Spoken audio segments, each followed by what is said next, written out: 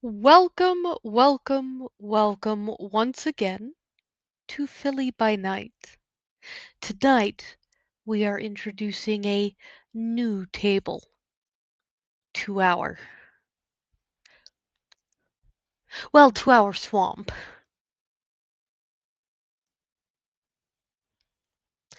A table of fledgelings.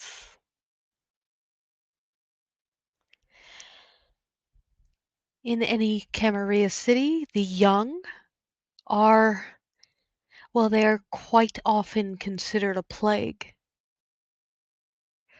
Those who do not know what they are doing are quickly eliminated for everyone's own good.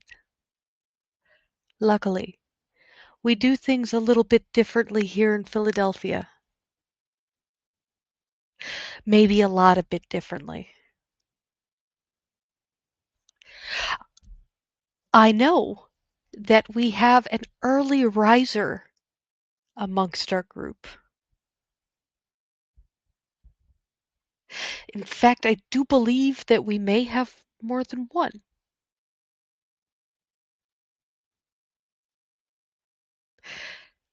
That doesn't matter. We are all going to have the same start, whether you are an early riser or you rise with the death of the sun. If you are an early riser,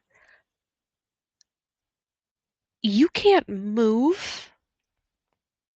You appear to have been zip tied to something, and there is a bag over your head so you cannot see.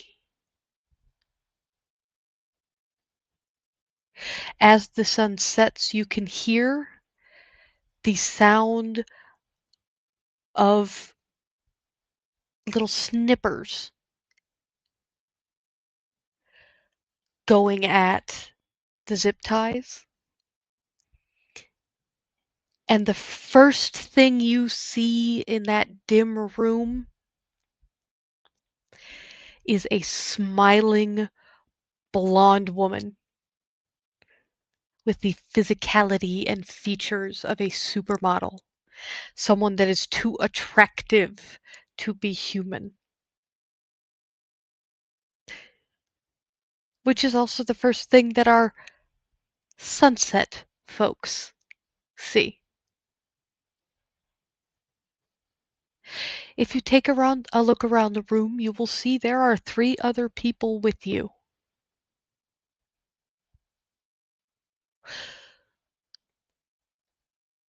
So it's the 4 of you and this blonde woman and a van that is idling outside in what appears to be like a guard shack or a hunting shack.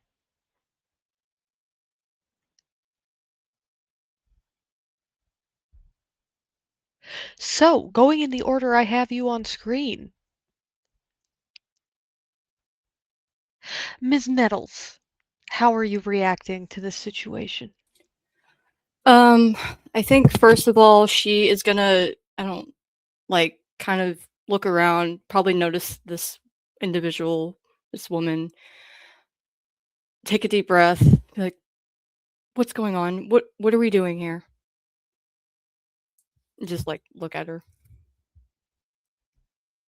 Oh, I'll answer that in a minute. A minute? Mr. Page, how are you reacting?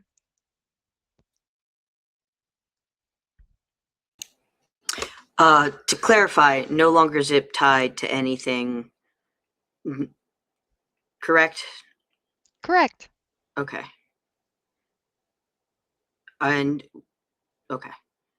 Um well,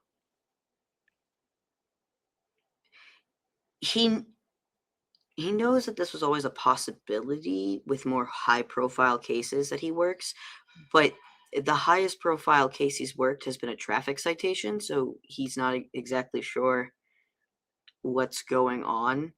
Uh and he's just staying quiet, um just kind of trying to blend into the wall or into the background just to get an understanding of what is going on, who are the other people, what do they want, just like trying to process and take in information before he makes any choice on what his uh, next moves are going to be. So he's Okay, holding on. Mr. Wallace.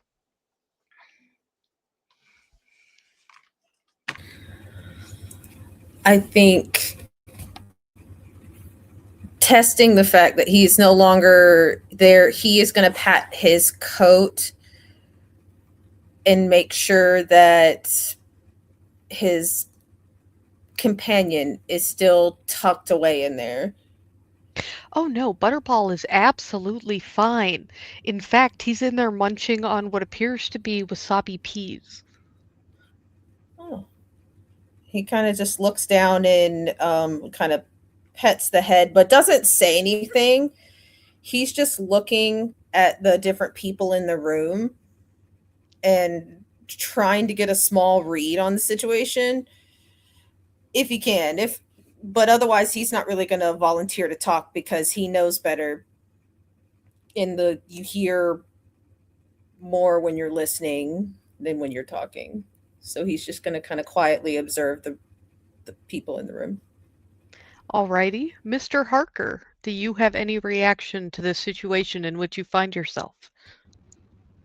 Yeah, for want of a better word, panic for a split second, just because he starts just like patting himself down, just to kind of like make sure that they haven't stolen anything that is kind of essential to him, but especially his car keys.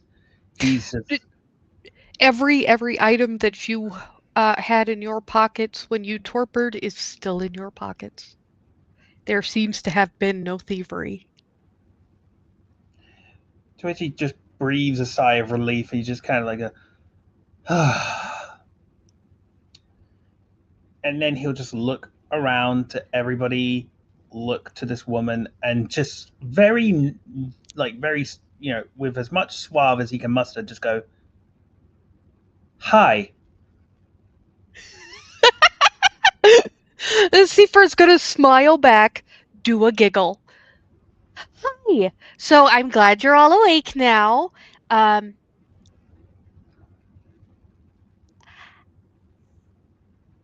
so here's the thing. I know what you are, even if you don't quite. And we're all gonna get in the van.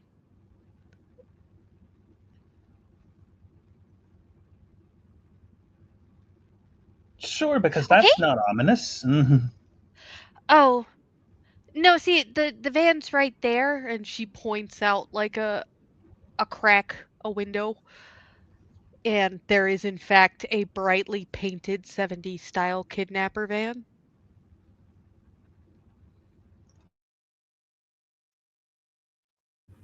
with its engine running What? idly. What? He kind of just looks and kind of clears his eyes. I'm assuming there's no choice in the matter. I mean, your choices at this point are go in the van and sit down like civilized people, or I'll stack you like cordwood. I like you. You're funny. And he just kind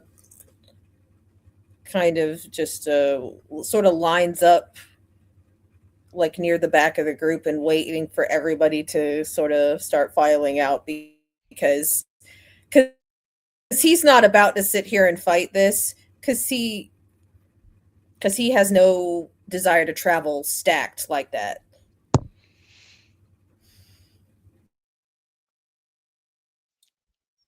I think Sage is just glaring at this woman. Clearly, like, doesn't trust any of this, but is like, whatever. This is not the weirdest thing that has happened to me. Fuck it. And then she's just gonna, go with the others. Um, when she says like that like I know what you are. At this point, Ethan's like, oh, okay, so this is probably just a case of mistaken identity. That they probably think I'm someone else because this is weird. But I need to focus on survival currently. So I will do what is asked of me because that will mean I will survive. And so he will follow, not say anything, not really looking at anyone or anything, just kind of deep in thought of like just trying to figure out what his next moves are and what he has that can help him.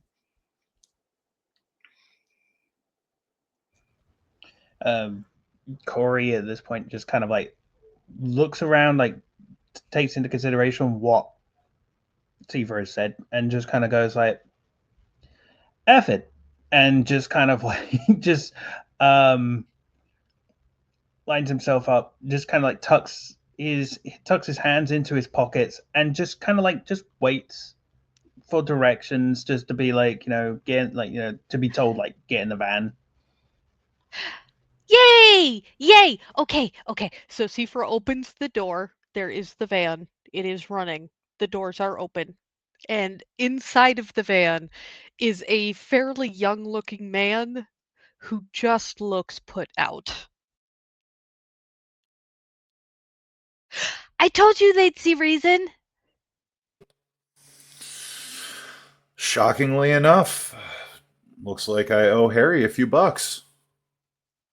And now we can just drive them and go to the movie, and we don't have to worry about any blood getting on the rug. Good. I really didn't want to have to clean out my van again. Yay! And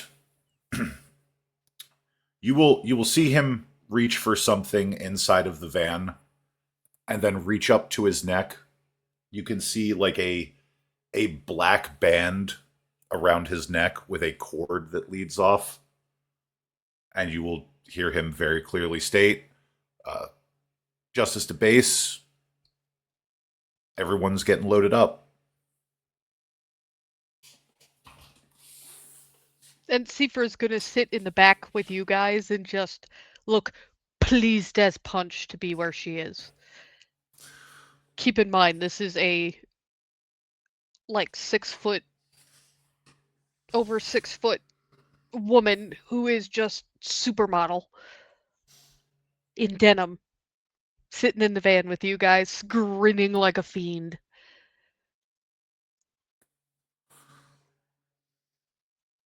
Okay, so you're Mr. Wallace. Clearly, sorry. I am very aware of what I look like.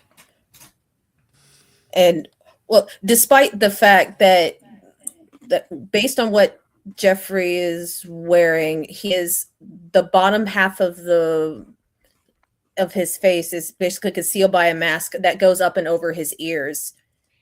He's wearing a bowler type hat, and you can only really see his eyes, which have extreme dark circles. And then he does reach into his pocket as they're sort of driving and sitting there and brings out this very fat, rotund, hairless rat that has what looks like a sweater vest on and is just kind of sitting there doing the whole scritch behind the where his ears sit, and is just kind of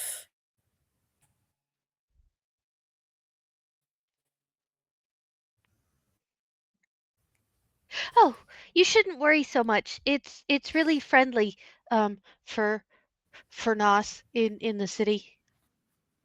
oh The the ruler is a cousin of yours, actually. oh good to Yeah. know, I suppose. I And still oh go ahead.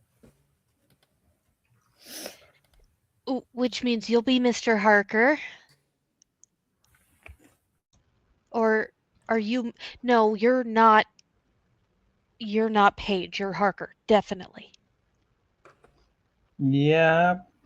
Name's Corey Harker. Hi everybody. Not a clue Hi, what we're doing Corey. here. Oh, well, I'll explain that in just a moment, I promise. And you'll be Mr. Page.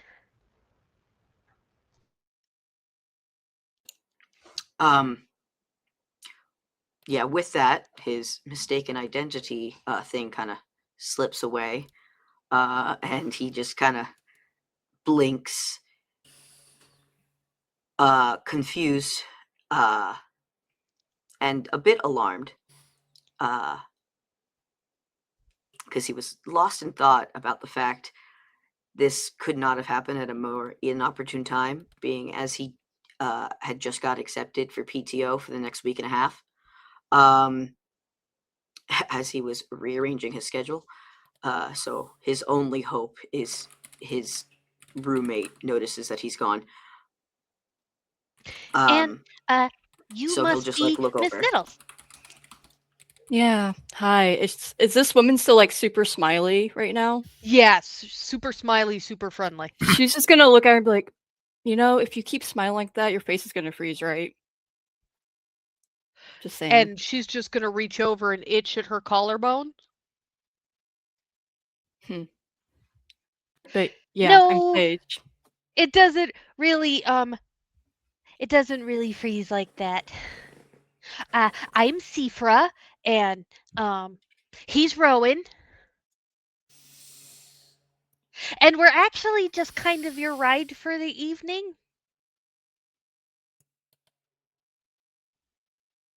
So, just in case you don't know already, congratulations, you died.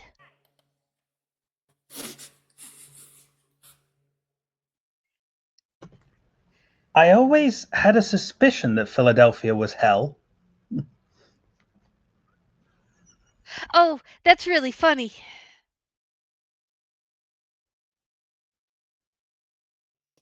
I mean, not entirely wrong.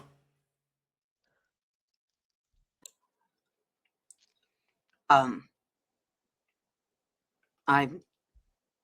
sorry, I don't mean to speak out of turn, but can you explain that a bit? You're dead. Yeah. Okay. You were alive, and now you're not. Okay. I understand the definition of death, and I don't mean this as any disrespect to either of you. It's really hard to comprehend being dead, being that I am walking around. Have you noticed that the sunshine burns you now? Yeah. How about that food doesn't taste as good?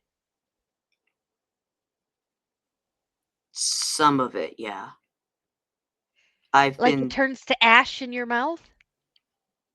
well, some I've been testing. I just trying to figure out what works and doesn't, but that's besides the point. I apologize. I didn't mean to. Yes, those are Ooh, symptoms we got a of fresh being one. dead. I'm sorry? They're symptoms of being dead.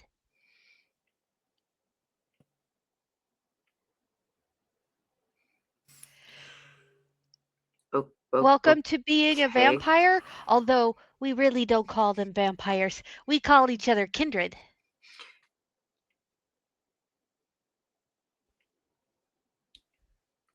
Okay. Kindred? Yeah. Like vampires, like Dracula and real vampires. Yeah. Like actual like blood like vampires. Undead, blood-sucking predators of the night. Yes. Okay. Just sorry. Had to Had to get some clarification on that because that's Cool. crazy. You would all notice that while Sifra is like happy and smiley, Rowan is very matter of fact. Like, nope, yep, you're tracking. Okay, cool. Thanks. Gonna process that for a minute, maybe. Yeah, so being a kindred is very dangerous, and there's a lot of political dangers involved with being a kindred. I'm guessing I might need to cancel that doctor's appointment next week. Oh I yes. would. It would be embarrassing to have a doctor find out you've dead already.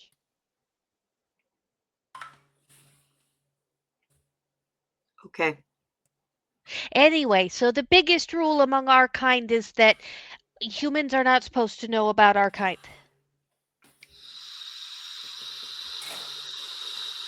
We call it the masquerade. Masquerade, fancy. But yeah, Yeah, that well. makes sense. It was made up by a bunch of stuffed shirts a very long time ago. So, well, Her Highness has, well, she's done her research on you. And, well, due to the not having a sire to guide you, frankly, you're all a liability right now, politically.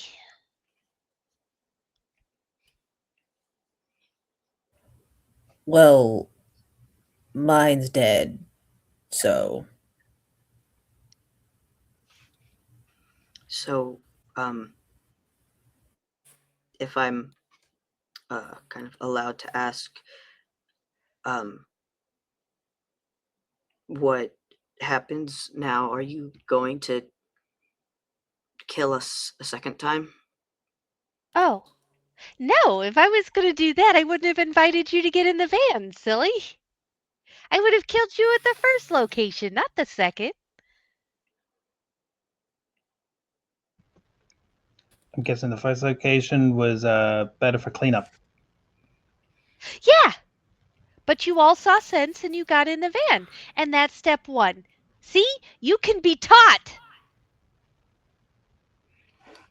I would like to think so. Went to school long enough. Picked up a skill or two.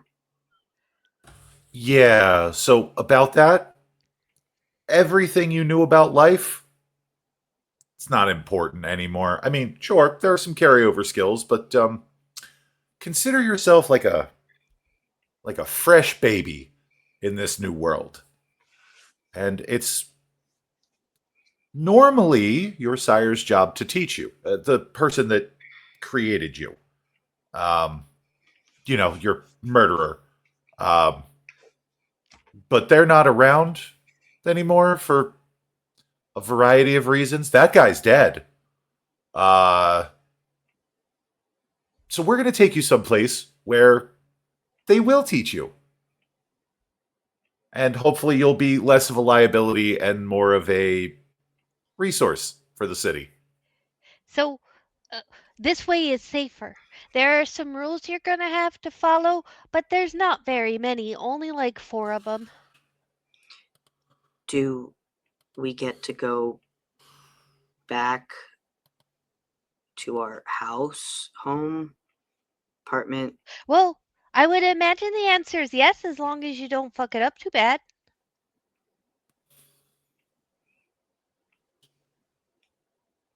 Okay. It's really super hard to fuck it up. At this stage, anyway. Don't worry. Everybody was in your shoes once. And your educations have been thoroughly planned for. Isn't that great? Thrilling. Sir, go ahead. Sorry. No, that's it. Well, it's certainly helpful in knowing that we are being accounted for so directly. Oh yeah, that's one of the other rules. Accounting. Oh, Yeah, so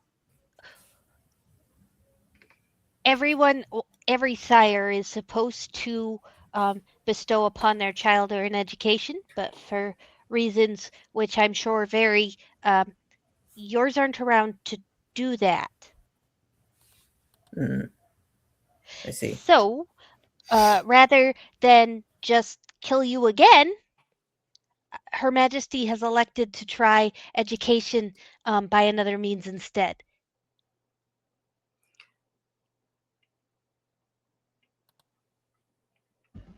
It kind of sounds like as if you're sending us back to school.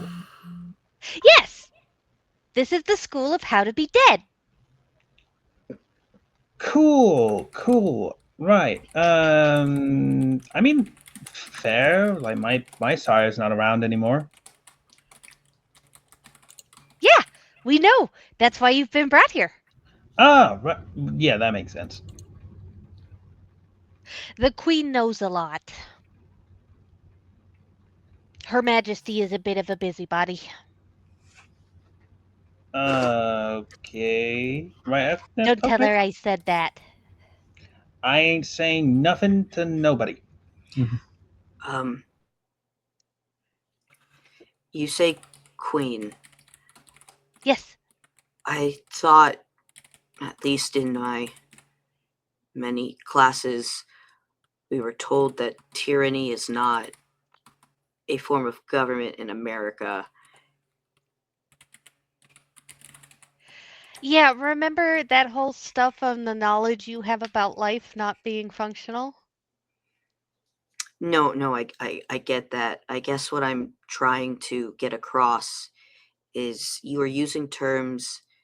You are saying that the stuff that we have is not functional, but using terms in a way that I'm not understanding. And I'm not meaning to be rude or anything. I don't know what you mean. Right. Cool. So you'll get a listen in kindred politics when you get there. For now, just know that the individual I am calling the Queen is in charge of the greater Philadelphia area. Okay.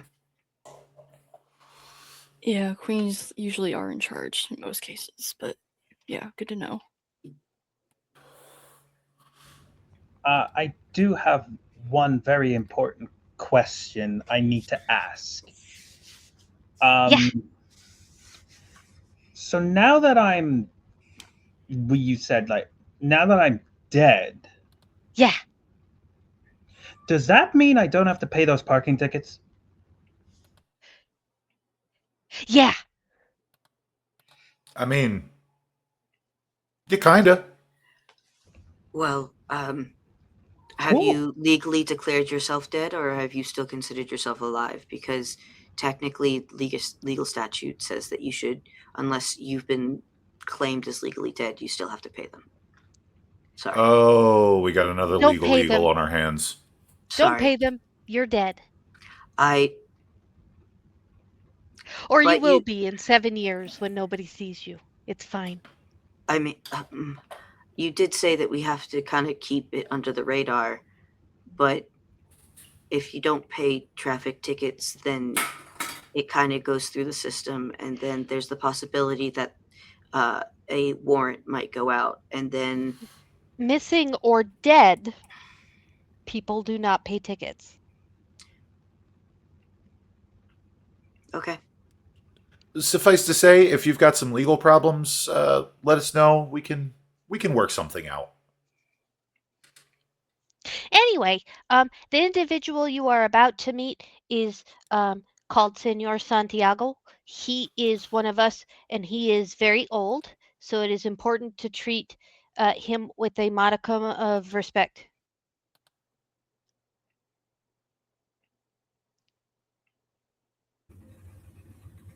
Yeah. Good If to anyone is know. looking out the window, you will be noticing that you are pulling in to the state penitentiary, Oh, which It is sh- now a museum.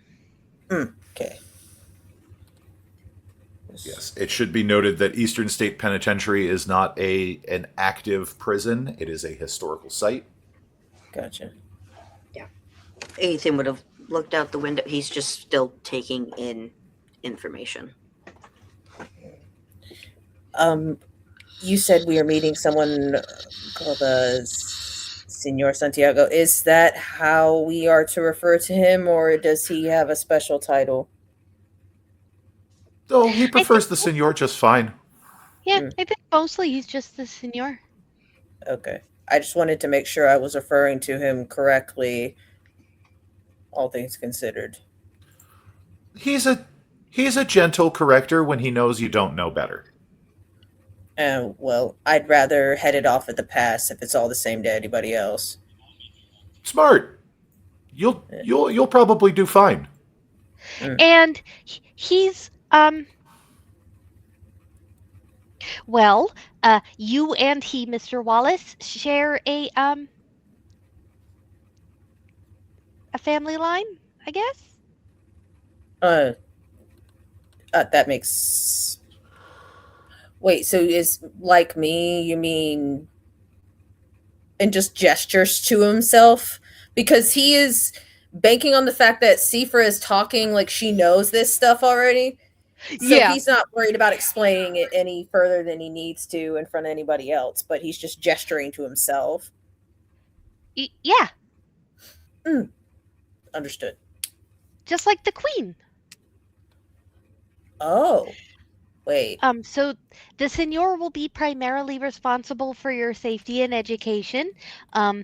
Think like the principal of a school. Oh, We are going to pause one moment because it seems we lost a player. Excellent. Tech issues have been solved. And you'll also have mentors that are your specific clan. What I don't know.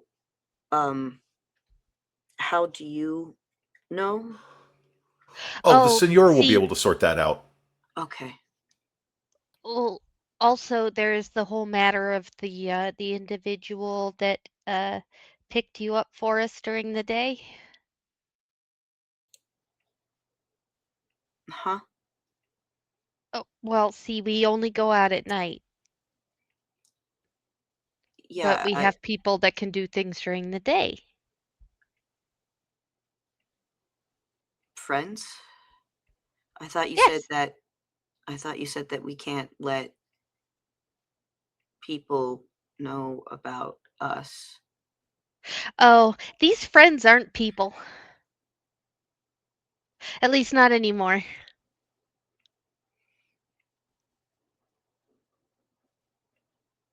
Oh, okay. Yeah. So, well, we did a little poke, you see, and we did enough for a small, teeny, tiny little blood test. So you took some of my blood while I was sleeping? Well, dead. We don't sleep anymore. Dead. We call it torpor. Okay. And what, you're able to tell my clan from my blood type? Yes. Sure. Okay.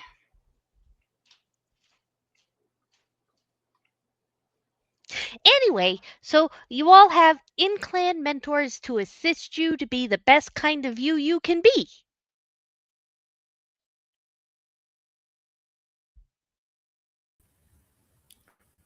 well, I mean, it's good that we have that, um, especially for some of us that are a little green, it seems. Well, greener than most. I'm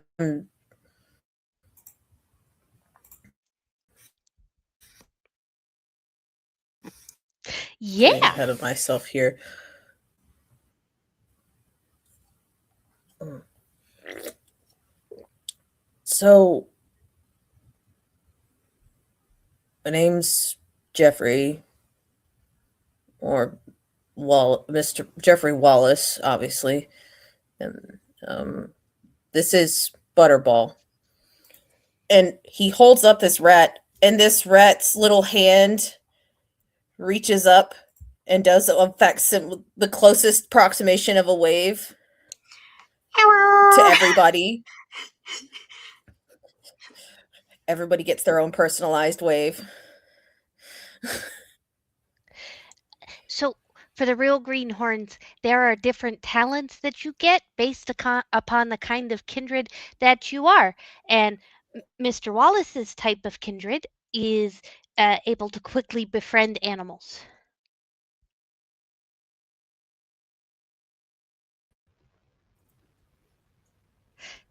Neat, right? I'm a Yeah. yeah, it's fun. And he is a perfect gentleman, fairly friendly, won't bother or go over to unless consent is gained, because some people have a very wrong opinion on rodents. Does he have companions? Um, he I has just some that he goes to see, but he does not function in the same way. oh, This is I don't know how to really explain it in a way that's not going to sound a we're little. we're past that, I think. So I think you're okay. he he's not an ordinary rat. He's mine. Um like a companion, you call them emotional support animals, kind of. It's similar to that. The only difference being is that my sire, what did he call it? Familis. I Oh, can talk to him too, which doesn't sound like much to anybody else who can't understand it, but yeah, so it's so he no longer acts like a real rat. I just ask because I know that rats are incredibly sociable creatures, and so they can get depressed and lonely if they're not with others. And so I wanted to make sure he was okay, and if not, I can get you some extra rats. I just want to make sure that he's okay. yeah, no, Okay, it's it's fine. time to get out of the van. Excellent. Yeah, the van has come to a stop, and the Hmm. doors slide open.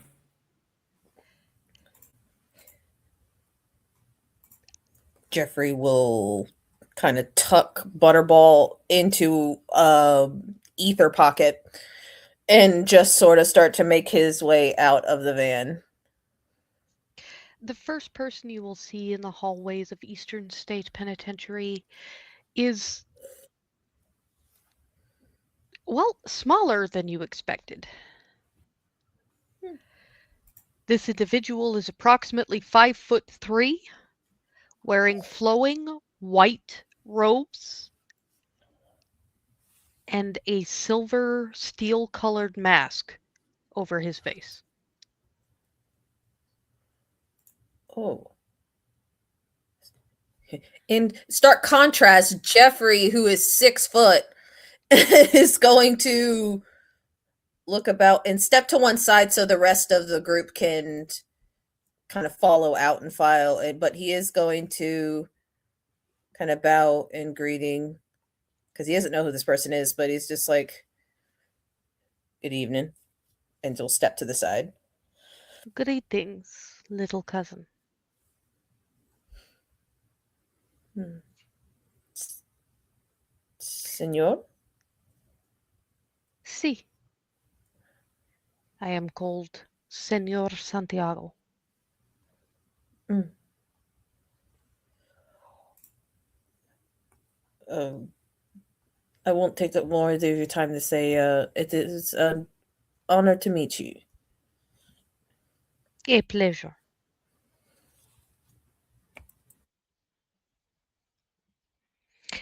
You will all follow me, please.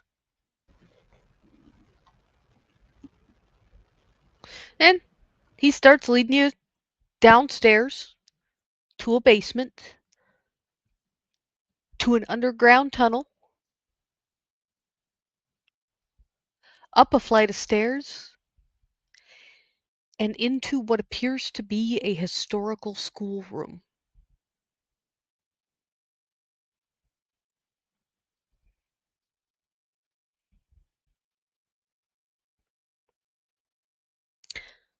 So, there is far too much to explain. But in the meantime, you may think of this place as a second home.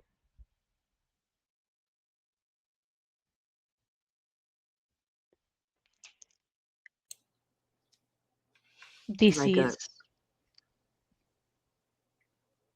You spoke? it's okay. I thought you were finished. My apologies. You can continue. Sorry. A home away from home. If it comes to pass that you need somewhere safe to be, that is not where you already are. This may be that place.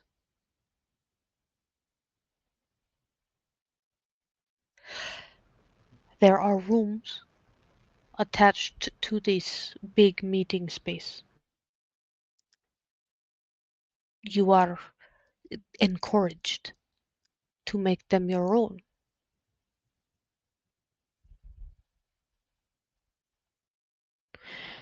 For tonight, we will break bread.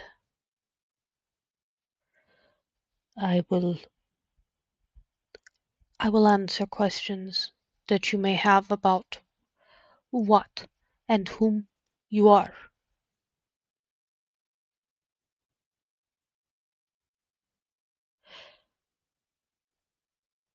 You have all been assigned mentors to match the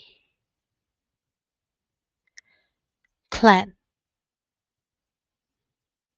of kindred that you are. Know that this place is it is separated from outside politics, so the rules you follow here are mine, not those that will be expected of you once you graduate the program.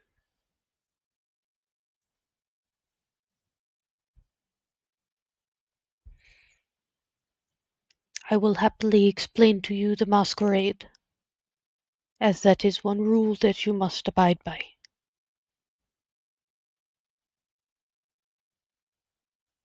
Everyday human society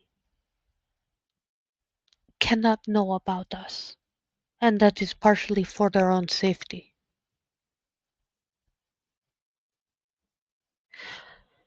Mostly for ours, of course.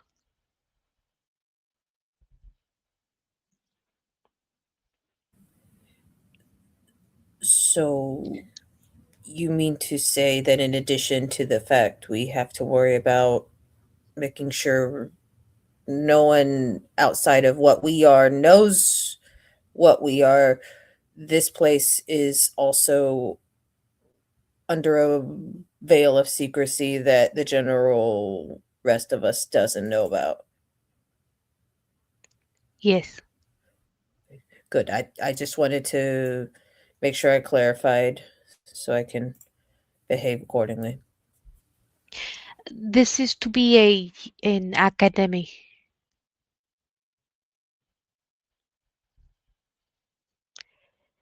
a university,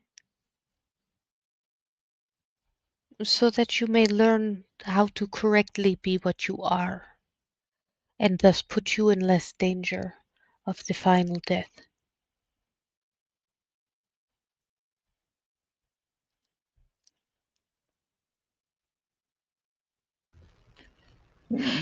You all understand that having been killed once, you can still be killed again? Yeah, pretty much. Yeah, that's kind of been explained a little bit. Not much, but Yeah, See, that's one of the first things that I was told. see. Of course, your sire was Nosferatu. Above all else, we abide.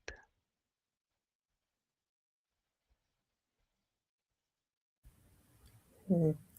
Jeffrey doesn't say much in response, but it does nod at Senor Santiago and just kind of looks about at everybody else and see how's everybody else is sort of doing and taking this. Is we've got one who does humor. We've got one who is timid but confident enough in law to say what he's been saying. And the young woman is quiet but tenacious and things like that. So everybody is sort of watching it. So he's kind of just making a mental note of where everybody's at. Speaking of mental note of where everybody's at, where are you all?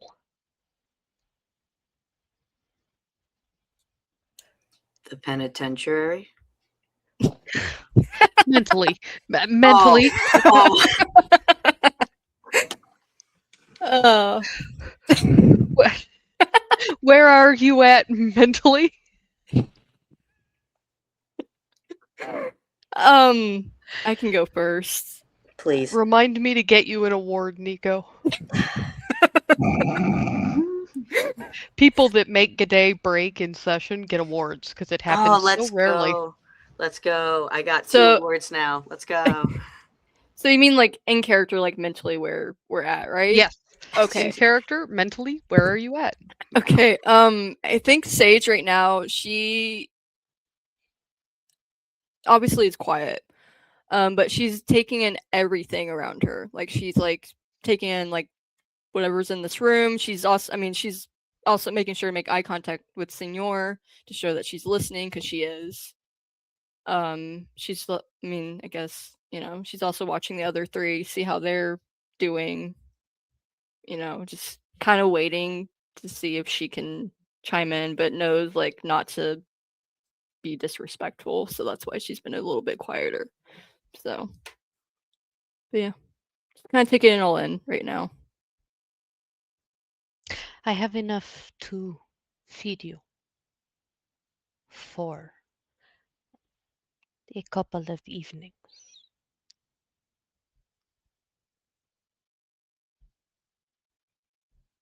We can have meals delivered on occasion. Though, of course, said meals the city needs to have what it needs first. And then we might claim the leftovers. But I do have enough to feed you all for at least a few nights. No?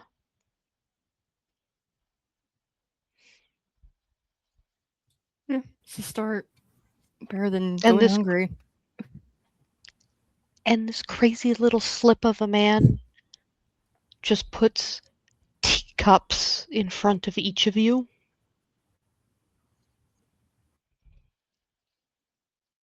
And he's got a teapot in the room on top of a warmer.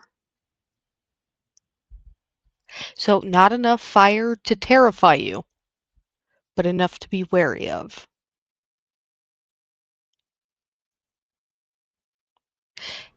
And then he takes the teapot and pours out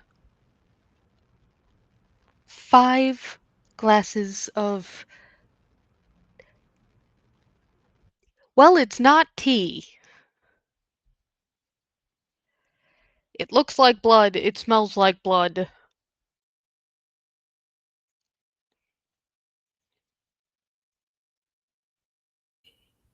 So I have a quick out of character question. Absolutely.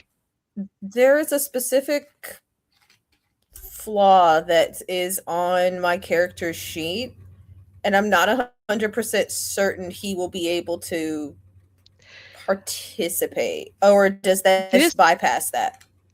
this is the blood that Alicia creates. Okay. It's it's not a matter of eating it so much. It's more of the fact that he has what's the word for it?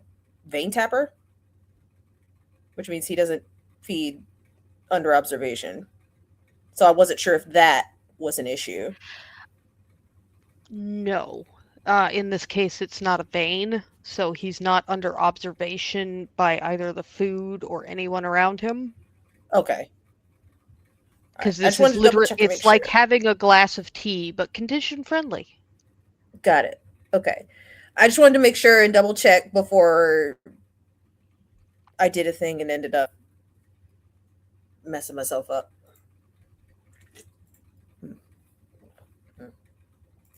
On that note, like what he will do at that point is look around, realize that he is in light company, but will pull down the mask that he's wearing, revealing the rest of his face, which is a little more gaunt than you typically expect on someone of his frame.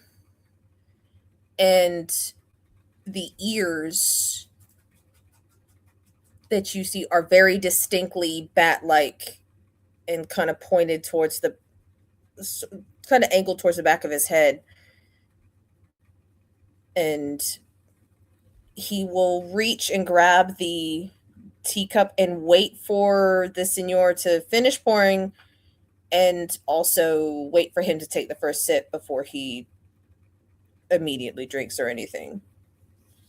And the senor will lift his mask just slightly. All that is visible is his jaw and his lips. But from what you can see of them, this man might as well be made out of leather. There appears to be no flesh to his frame. And he sips the tea. Tea? Question mark. Corey will take a sip from his teacup, just kind of looking around to everybody, and also just kind of like trying to get a gauge of the area, because like he's a little wary of places like penitentiaries and police stations and the like. Um, and he's just kind of like he feels like he feels like as if he should say something, but at the same time he's also kind of like just kind of holding back a little bit, just to be like, see if there's anything else that needs to be that anyone else needs to say. If that makes sense. Mm-hmm.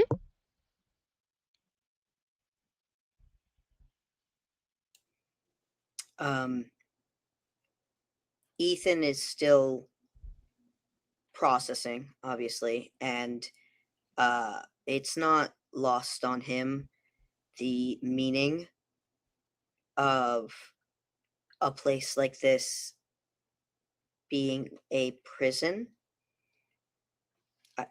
Hey, camera, stop. Thank you. Oh my god. It's like Stop it.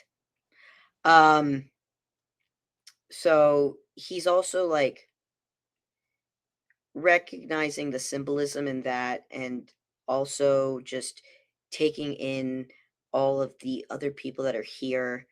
And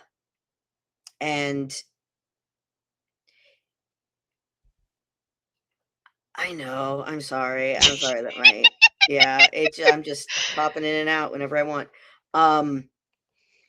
And he's still like 90% of him is like, this is what's happening is happening, but there's still that 10% that's like, they're just doing this elaborate thing to kill us. So he's going to look at the drink, and he's hesitant on taking it. Not because he's not hungry. He feels very hungry. It's just there has at no point, besides obviously everyone has been telling the truth up to this point, all the teachers, but in his eyes, there has not been an act to show that he should trust them. So he's still very cautious and just still kind of like wary and just processing. And so he'll just kind of stand there and just watch the others, not really saying much.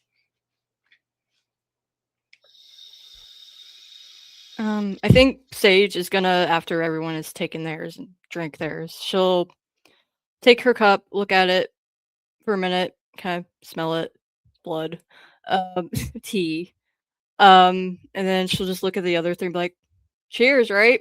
And then drink it.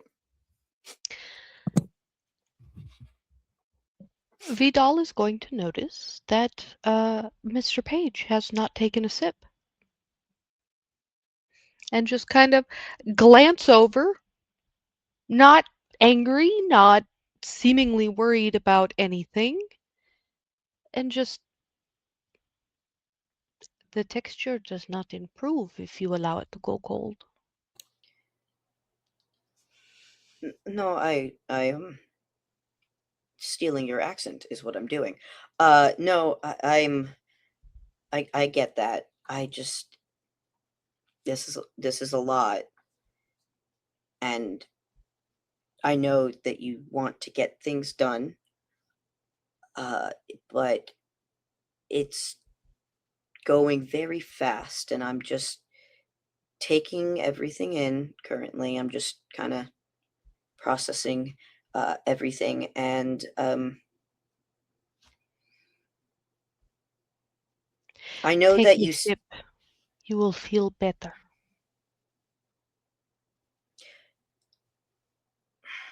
I know that you say that. And he looks at everyone else and sees that they're also okay. And so, because it all came from the same pot, he's going to assume this man doesn't have the assassination teapot. He wouldn't do that, because at least in Ethan's mind, he hasn't done anything so egregious that he'd be killed in front of others. He'll take the cup and just do the tiniest of sips, just to make, like, For just to all of please. you who took sips or big giant gulps or what have you, this is the most luxurious thing you have ever tasted. For comfort, it makes hot cocoa a distant second. You can feel that gnawing hunger loosen up just a tad.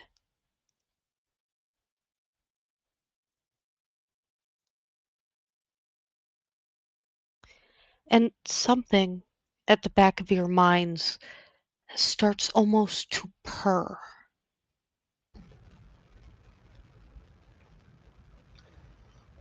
Corey just kind of like does that thing of like when you drink something that delicious, he just kind of goes like, ooh.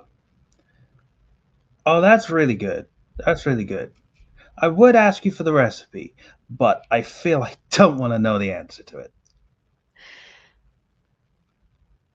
An old family secret. Fair enough. I can respect that. Um, I do have a question, if you'll allow me. While we were being driven here, they said that we would be taught to be better resources. Um, I don't know how to ask this without sounding woefully naive. So please don't laugh, but isn't being a part of the community enough? Or are you only a part of it with what you can do for others? You are you are familiar with consumption under capitalism. Yes, I am an unfortunate cog in the machine, but I try to do right. In our world, this is taken to extreme. There are places where using the wrong mannerisms will lead to your final death.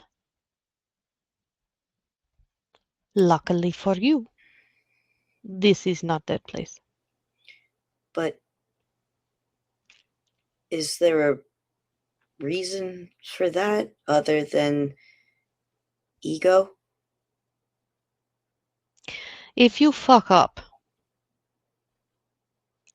and the normal human society finds out about what we are because you have made an error, that is a danger to everyone in the city. Yeah, yes, you explained that, but there's a difference between revealing whatever this is to the general populace and rolling your eyes at the wrong time.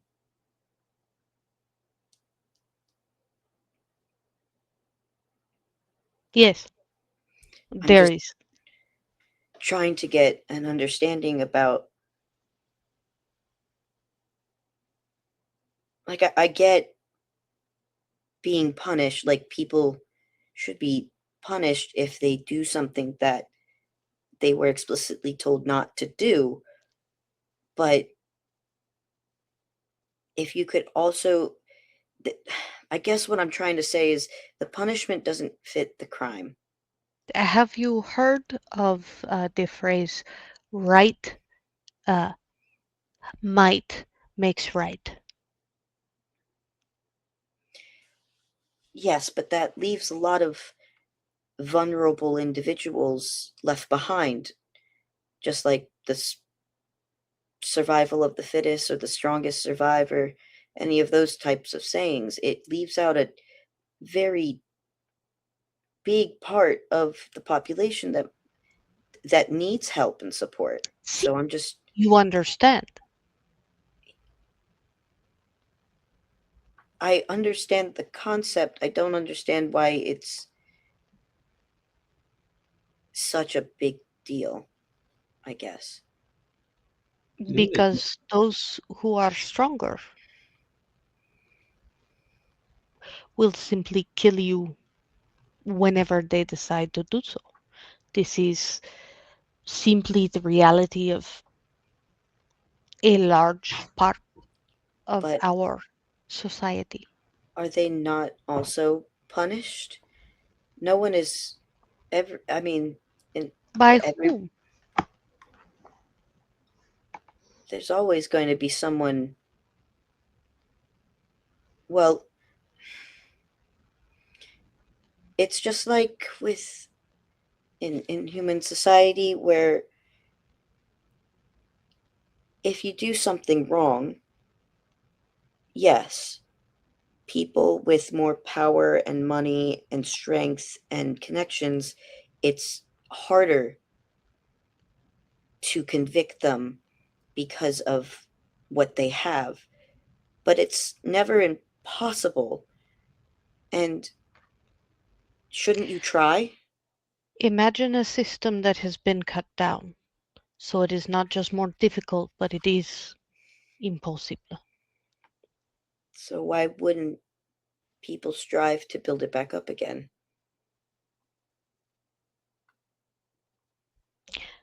Mostly because we are all monsters and survival is what we are built to do. But wouldn't it be better? You can stop me at any point. We don't have to talk philosophy, but wouldn't it be better if we as a group hold people accountable, such as killing, so that way it doesn't happen again?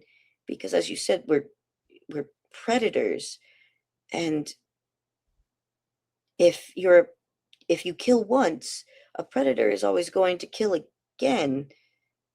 So wouldn't there be more incentive to keep people in check to ensure that doesn't happen? Why do you think you are here?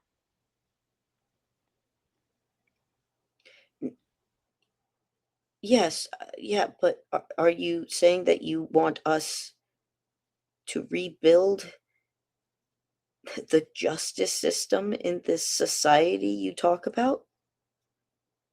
No, this is impossible. You, why would you say it's impossible if people haven't tried? Oh no, people have tried and people have died.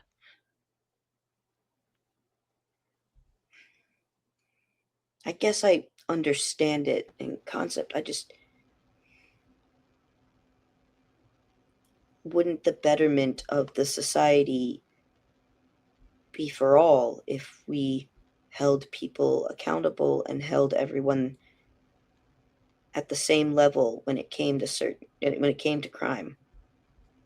I'm just Yeah, I who's guess I gonna will just have to see it in practice. Apologies. I just wanted clarification. who's gonna do that? Who's gonna do any of that stuff? Community. If all of us are holding each other accountable, then none of us are afraid to speak out if something were to happen. Yeah, but then it just becomes a simple thing of just kind of like, hey, dude, I really want to do this thing. Rest of the community is not gonna be on board. If I split what I'm going to do with you, you don't tell anybody. And then that guy turns around and goes like, "Oh yeah, sure, no problem. I won't tell anyone."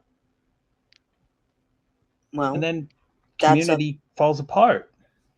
Well, that's where we have to have faith that I guess that's where it falls apart. If you say that we're monsters, is you lose faith with it, I guess. We are. We are monsters. It's no different than on Okay. the streets. It's no different on the streets. Like, sure enough, yeah, there's community. There's people looking out for each other and all that stuff, but that's in really small capacity. Large scale doesn't work. The two you met in the van. What did you think of them?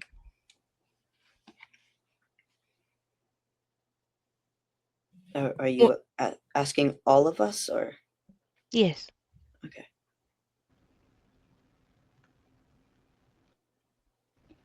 Um, Woman was hot. The guy at the steering wheel looked depressed. Yes, yes, it's date night. Oh, We ruined their date night. Okay. Makes sense. ah,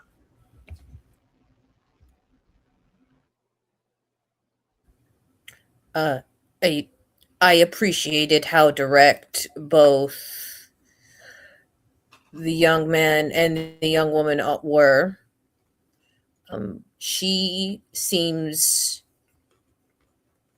very open and honest to a fault, and the other one is a bit dour, but not unduly so, knowing what we know and the fact that his plans were interrupted. I can understand Miss why his upset was the way it was. Miss She is a special soul. Mm. There are strengths and weaknesses to being what and who we are, and for Miss she cannot utter a word of lie. That is her weakness. Ethan just looks over at Sage, not wanting to respond to the senior until everyone else had gone, because since he spoke a lot. I think she'll look at Senor and be like, "Well, the woman was very high strung and a little bit annoying. Uh, Yes, yeah, she was a lot. Uh, the guy, he seemed all right. I feel kind of bad we ruined his date night, but then again, I wasn't planning to be kidnapped, so no. yeah. Being kidnapped is rarely in one's plans. Do you want honest or respectable? Say what you feel. Both have killed enough to where the meaning of death and life and death no longer means anything to them.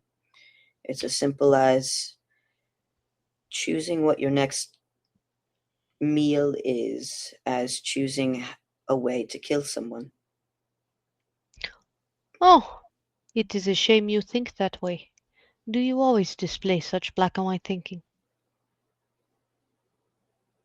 Sometimes. I'm not saying that they're bad people. I'm just saying that no person who hasn't killed before would have such a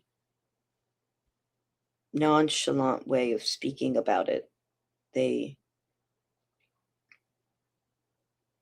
it's a lot to kill someone. Like there's a lot psychologically that goes behind taking the life of another, knowing that they have a family and others that depend on them, and it anyway. We are not human. It doesn't Killing doesn't just mean humans. I mean other that are like us, and you might say that we're not human, but we still wear human faces, even if they might be a bit changed. Yes, it is a skill, it is a strength for individuals of my clan. We are called Nosferatu. We cannot deny the monsters that we are. To look upon a reflection is to be reminded of what we have become. I just think it's a very nihilistic way of thinking, of accepting defeat. It. I see your point to a fault. However, I offer the fact that there are those of us that try to do our best to cling to a certain way of doing things. However, things happen. Yeah, I get that completely, but if you are to be a teacher, should you not want to teach your students that anything is possible? Like, yes, you can say this No, is how most of us deal with it, but it doesn't hurt to try. it will hurt. It may kill you to try. Would you prefer I be honest? Or no? Yes, I prefer honesty over comfort. It it will hurt you to try. It may Nothing kill you worth, to try. nothing worth anything. I mean, if it's worth something, it's going to hurt. Not always. I can, for instance, tell you that Miss She has not ever ended a single human life.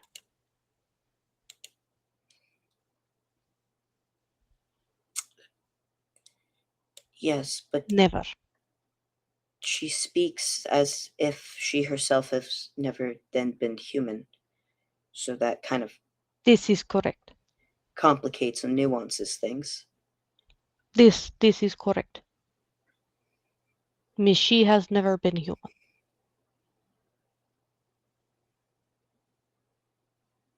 So the just musings of a man who's trying to understand everything. My apologies. I don't mean to bring up, I guess, the bad memories or just my apologies. Sorry. You have not offended. This is the time for asking questions.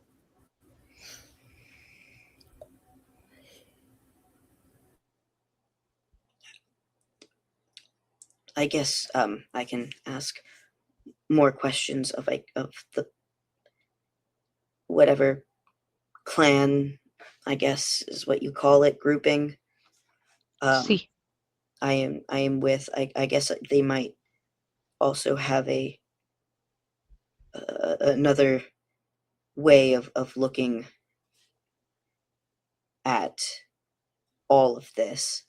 I mean, I'm you are all giving me good perspectives to look at, and having more perspectives gives me a better understanding of the picture. So you have been chosen by the clan of justice. At least, or so they say. what do you mean by that? The Banu Hakim are judges. Um, well, I mean, I just got my associate position. It's gonna. Usually judges don't. I need to at least get tenure and become partner before I can even think about becoming It a is judge. it is a clan specialty. See? Judgment, discernment. It is what they would have themselves be known for. Okay.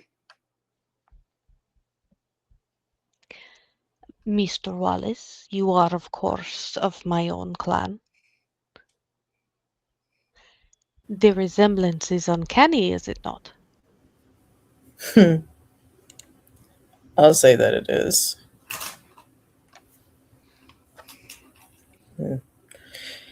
This this life changes you. And I can see, knowing how it turned my own life upside down, as it were, I can only imagine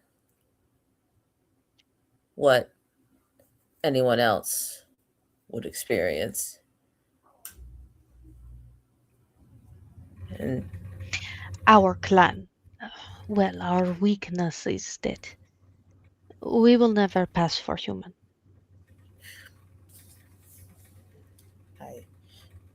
I We cannot. remember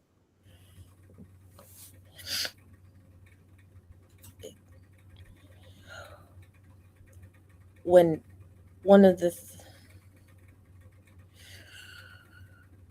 That is one of the things I was told, and the less people see of me, of us, the better in most cases. And also told me movement of underground unless absolutely necessary for otherwise. It's usually safer. That See, might have to be something else I speak about with my, I guess, judges. see your mentors. Hmm. Um, I I there is some things that I know, but there's a fair bit I don't. But I would ask you, are they mentioned that you are older than us, obviously. I know the goal of this is that we are to be the best versions of what we are. Does this mean we are going to be spending most of our time here? Yes and no. You may, of course, have your own quarters that you prefer. This an abandoned schoolhouse is probably not the most comfortable place to stay. I But just know that it is here if you should need it.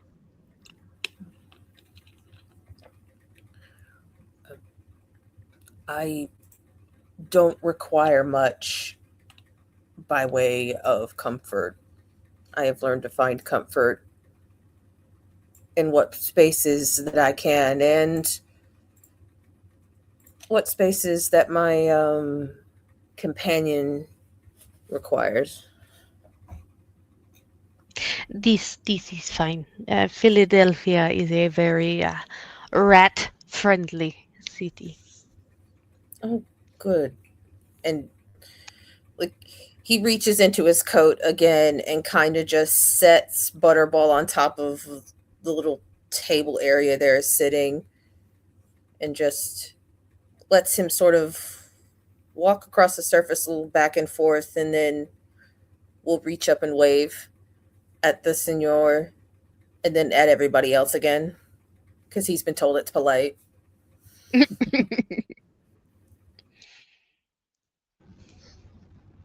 Corey's Vidal actually will reach out with one sort of white gloved hand, just one finger, and present it to the rat as if he is shaking hands.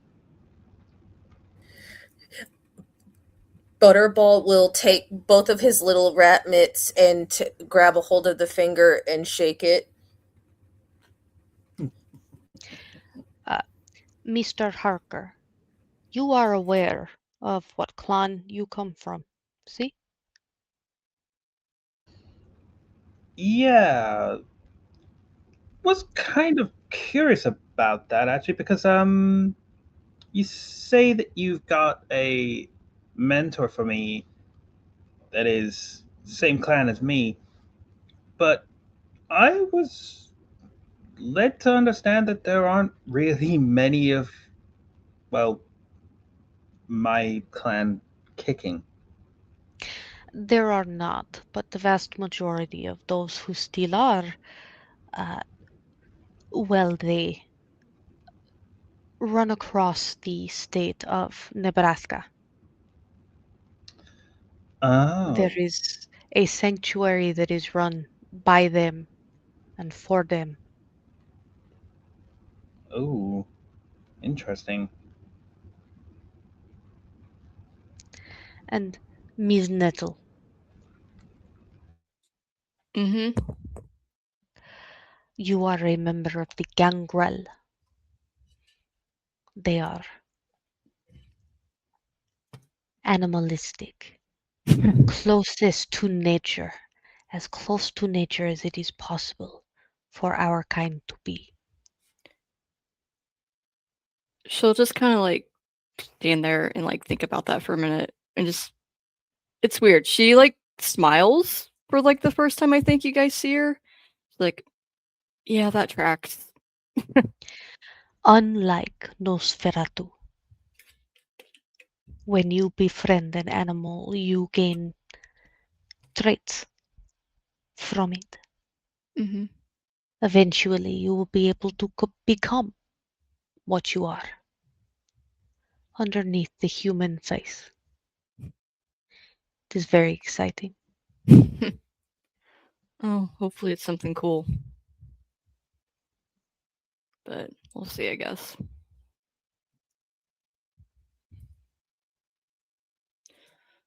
Gangrel. Okay. Cool. See, Mental note. it was likely not part of your education as for gangrel it is a rite of passage. If a gangrel can live past their first winter, then a gangrel is strong enough to join the pack. Oh, I see. Cool, cool. So I have to prove my worth to people I've never met. Awesome. Love that for me. So, It's more like, are you strong enough to do what you have to do to survive? To be one of them. yeah, I would hope so. I've been through some things in my life that I think what's this? This is nothing. I got So, this. so Corey over here, or Mr. Harker over here, has said that most of his clan is no more, which would explain why his sire person isn't here. See, Mr. Wallace said that his unfortunately passed away. see, When you're saying that Miss Nettle, that's a rite of passage. see, the term we use is bite and bolt. Got it. So, is there a reason why mine? I guess murderer, sire, person who killed me, person who made me, one and the same. Is there like is mine like Miss Nettle? The judges typically educate their own. So, So it is likely that your sire is likewise no longer with us. I mean, it happened only 2 days ago. It is not common for those of the judge's path to simply vanish. You may not see it. You may not have noticed. Because when you are human, it is our job to make sure you do not notice our politics, our wars. But Okay. Philadelphia has been a city at war for at least the last 2 years. Okay. So, in the span of 48 hours, he might have died, See, but we don't know for certain. no, Okay.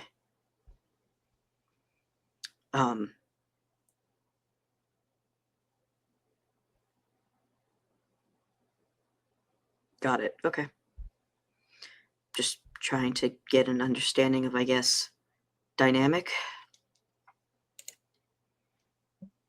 See, it is very fortunate that there is a place like this nearby. In many cities, you would simply have been disposed of. Disposed for something I didn't do or bring on. See, Without even given a chance. see.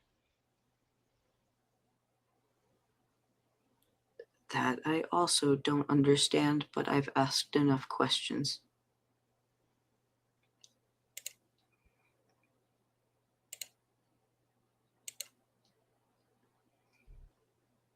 It is simply what our society is. The young ones, particularly young ones with no teacher, they are a threat to the existence of all. And they deem it better to just destroy the next better generation than to teach and show them what we could be. They do not It- have the luxury oftentimes to give us the benefit of the doubt, It unfortunately. is certainly easier. There too.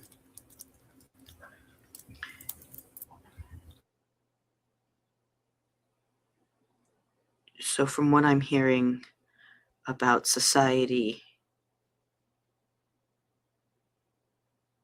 not to sound rude, is that you are not monsters. Like, yes, you are monsters in this. We are monsters in the sense of we drink blood and we attack and we're predators. But you are not monsters because of all that.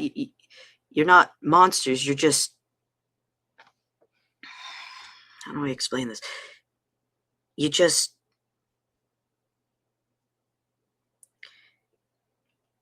There are two roads, and rather than strive to go down the road that you know is going to be difficult but will have a positive outcome on the other side, you go down the easy road even though you know it's going to be negative. Because the journey to the end point, because the end point doesn't matter. The journey is what matters to this society as a whole.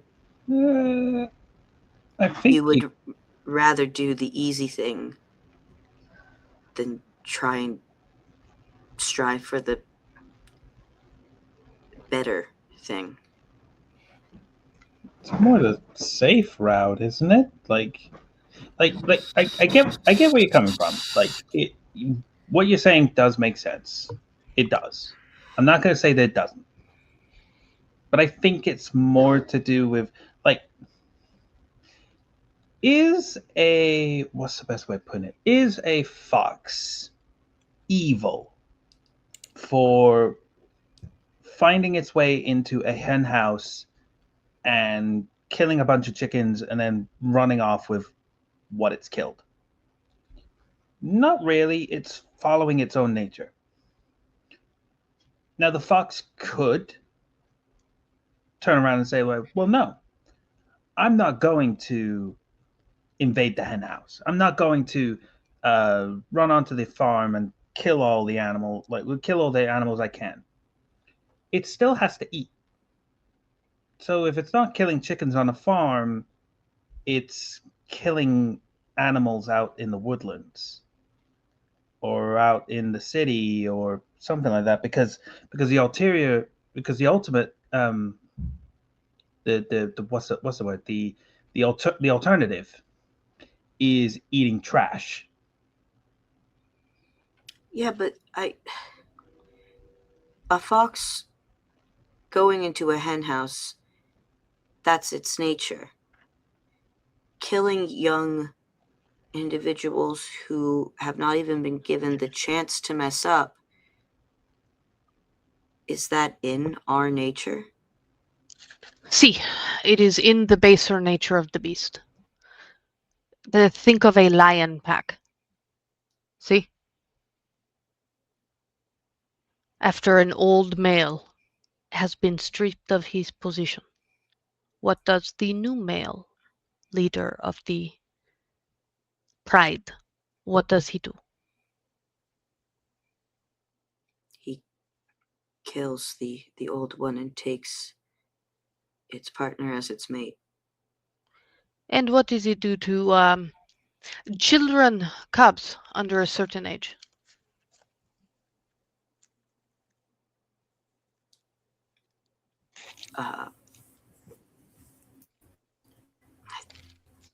Kills them.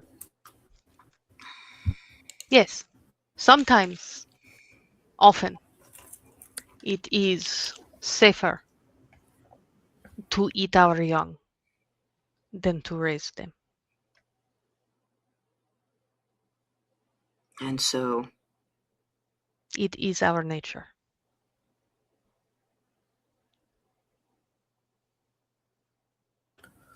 We are predators.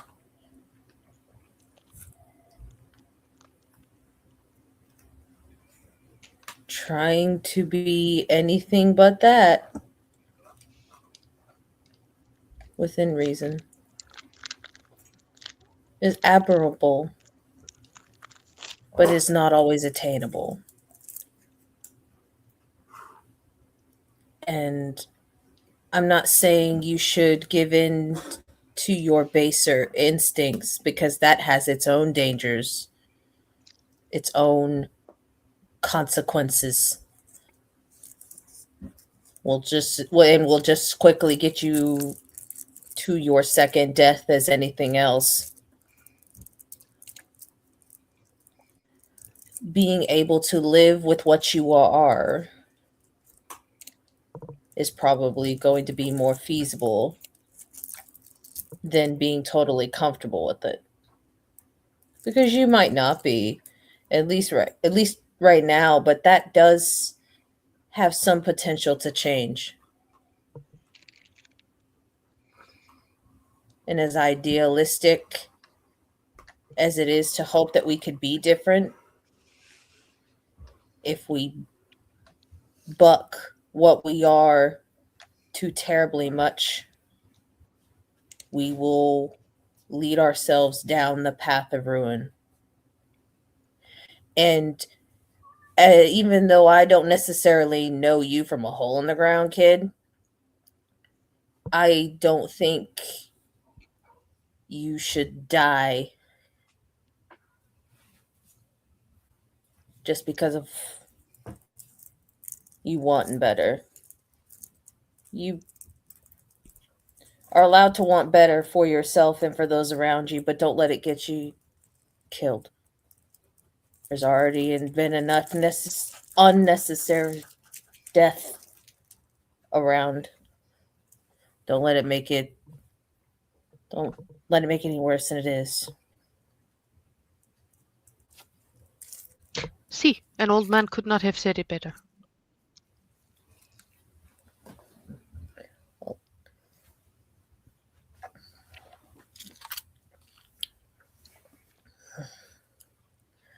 I'm sorry for Why? what it's worth. Unless you are the one that ripped my throat out, it's fine. It's more of commiseration than actual taking accountability for what happened to you. Because, like I said, I don't really know you well. It's just the commiseration. Well, hopefully in these next few weeks, we will get to know each other if that is something that you would like or want. I don't want to force that on you, but I mean, I will. realistically speaking, we're probably going to end up being somewhat involved with each other and adjacent. I mean, we are all relatively young and have been collected as a group, so I imagine we are like going to know each other, at least on some level, if not directly involved with each other day to day of a sort. So, if, See, Okay. good to know. I will leave the rest of my questions for whomever waits for me beyond the door, I guess. this is probably better. I do know some small things, but the judges and I have never seen eye to eye. It. I know I just said I'd hold off on questions, but why? They believe in a specific way of doing things. I believe differently, so we do not see eye to eye.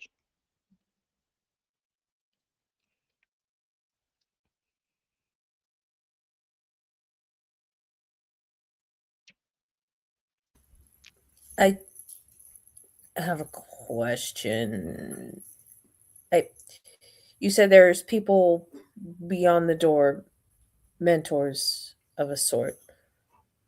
I'm not going to assume that you and I are going to be directly connected in that sense. I assume there is going to be someone else.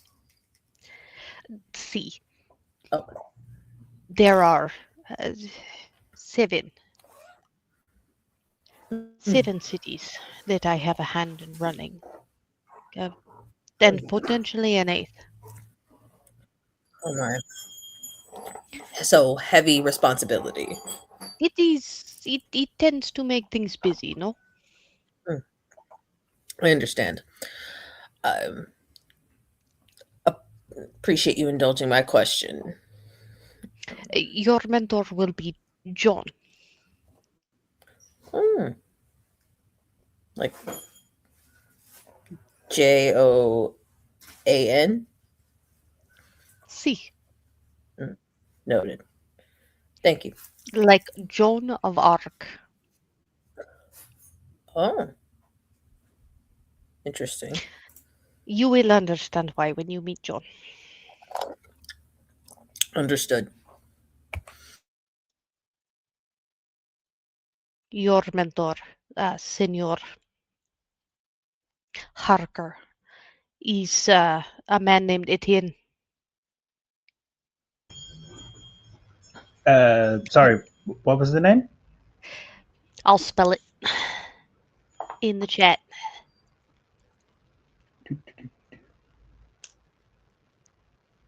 It Etienne. is said Etienne. Ooh, French. See, annoyingly so. Ooh, well, I mean, I I I know French, so maybe we'll go. D- Quick, Perhaps less annoying for you. possibly. Just a quick question, just on my end. How do you feel about my clan?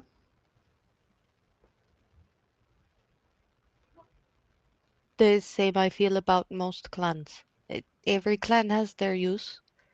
We all have strengths and weaknesses. It is more effective if we learn to cover each other's weakness I get you. and utilize our strengths.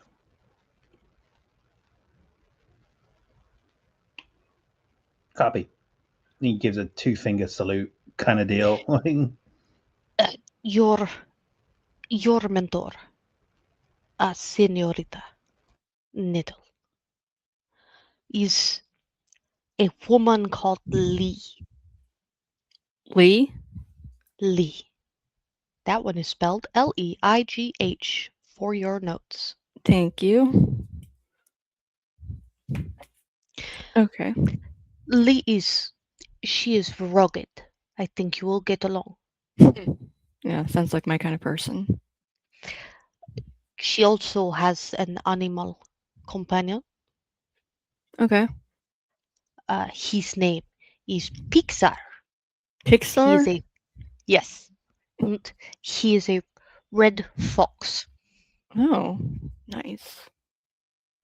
I love foxes. Vulpes roja. All right, awesome. Senor Page, your mentor is actually two individuals. Your mentor is a man named Abbas, and his grandchild, who is called Maria.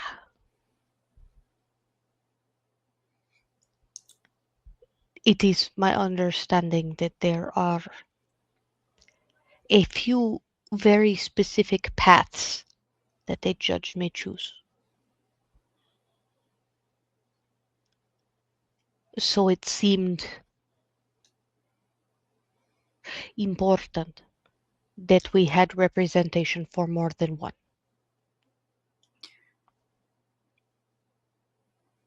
Okay.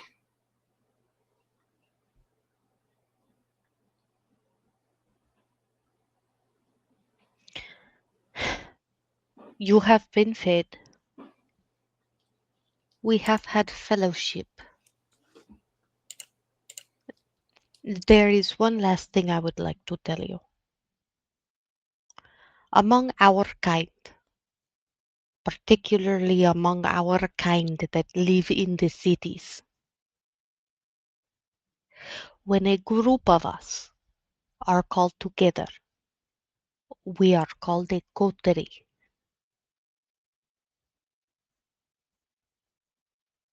This group is your coterie.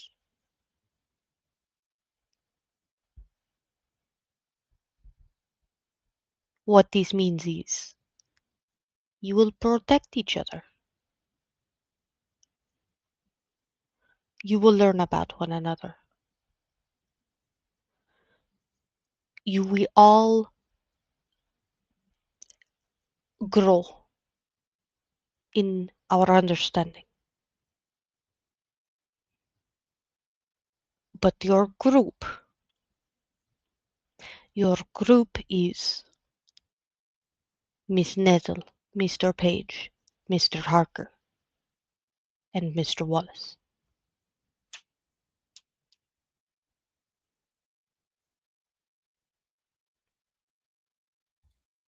I mean, The nothing like. leader of Sorry, go ahead. No, go right ahead. I was just gonna make a joke. I was just gonna say, well, Do nothing it. like trauma bonding over being kidnapped, right? Better way to do it. Yeah, I'm gonna shut up now. See, Sorry. Miha gets strange ideas on occasion.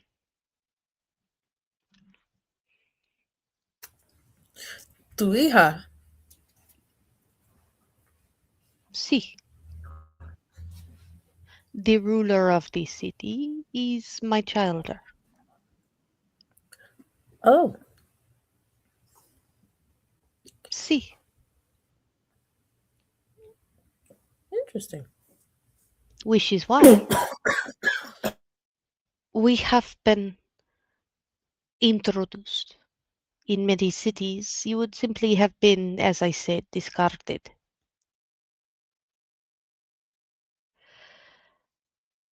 In this city, Miha has certain ideas about how things should be run, and while she cannot afford to tutor you in your education at the moment due to political concerns, it seemed a shame to waste promising young kindred. Thus, you were handed into my care for your education.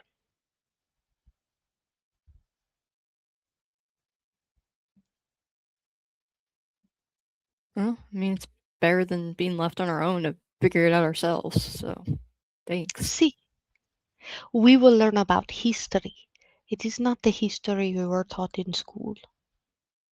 It will be the history of what we are, of the great political movements of what we are. You will learn our politics. You may, should you have the inkling, you may learn our faiths.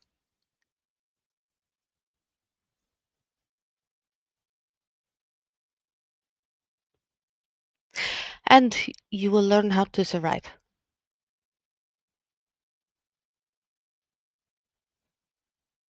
If there is nothing else, that is something I can teach quite well.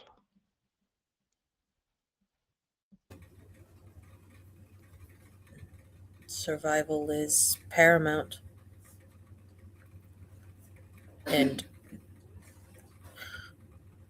no offense, I'm not going to go gentle into any kind of good night, and I would hope that the rest of you wouldn't either. Um, one second. And he will reach into his pocket and hand out little what looks like little business cards, and just have his name, Jeffrey Wallace, and has a phone number on it. Your sire taught you well. Ethan just Indeed. takes. Go ahead. Sorry. No, you're good. But he'll make sure to hand it to everybody. Says, if you need to reach me, that is the quickest way. Keep things safe. I wouldn't go and discussing anything about like what we're discussing here, but just hey, do you want to hang out? Go from there. Assuming we aren't going to be near enough in the same place. And at that, I am going to take a slight pause in the recording. And we're back. Ethan will take the card, and he can't help but give a little chuckle, and he'll just, I'd give you back one of mine, but I fear I wasn't kidnapped with my briefcase, so I'll just have to give you my phone number on a scrap sheet of paper, and it looks like I'm going to have to buy a second Rolodex. And Vidal, always prompt, just pulls out a bunch of index cards and pens that look like they might be 500 years old. Like, these are calligraphy pens that this man is handing out. Yeah, Ethan will just quickly scrawl his name and his phone number and his email. And then he'll also write down his office number and his extension code in case they need to reach him during office hours, which if it's at night, then probably yes.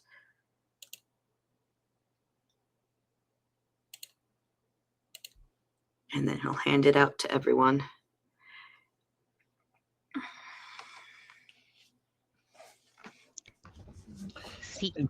Corey will just kind of like he'll write out his phone number on all of the pieces of paper, hand them out to everybody, and he's gonna basically tell everyone like collectively as a group. He's gonna tell everyone collectively as a group, just being like,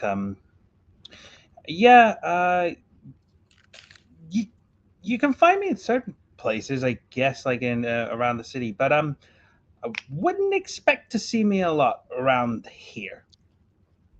I like to keep on the move. See, a mile. Do you hang out at the park? I usually try to go there in the morning to hang out with folks that are not as fortunate as me, and I like to chat and hang out with them. So will you be around there? I can drive around there. That's no problem. Do you have a phone? Do you need a phone? No, no, no. I got a phone. I got a phone. Okay. Like it's just I like to I like to move around a lot. I like to keep on the move. It keeps me focused. Okay.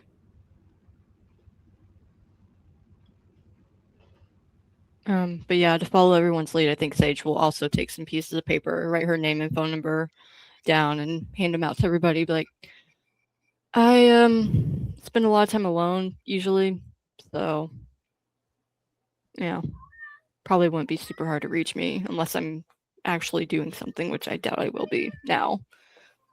So I am what Miha calls old school. I am not a fan of the pestilential devices. However, if you are in need of me, simply come here. If I am not already in residence, my friends will call it to my attention. Okay. Two quick things. Just one, I guess as a public defender, I don't get to choose my cases, but if you are ever in having an issue with the law or anything like that, please feel free to give me a call. I can give advice as not your lawyer. I need to clarify very distinctly, not your lawyer giving advice. If you need help. And two, how do we get home? If you do not have money for an Uber, I can handle that for you. I have money for an Uber. You said that we had to keep this place kind of secret, so I think it's a little weird for an Uber to pick a person up at 3:30 in the morning at a museum. The museum often functions as a haunted attraction.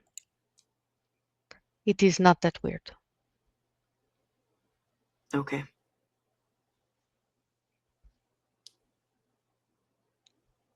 Just trying to learn the rules. No one has asked about my friends and how you might recognize them. I assumed your friends would be like Mr. Wallace over here. No.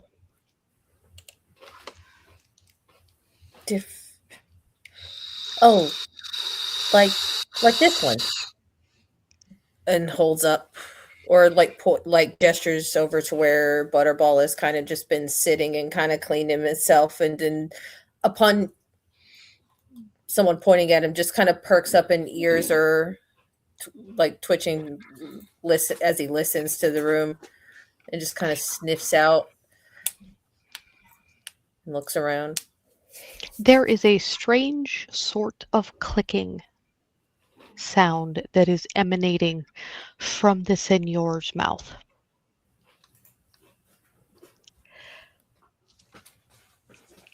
And 4 spiders, about the size of a fist, descend from the ceiling of the schoolhouse. Hate it. Hate it. Hate it. The worst. No. Why can't you have rats like a normal guy?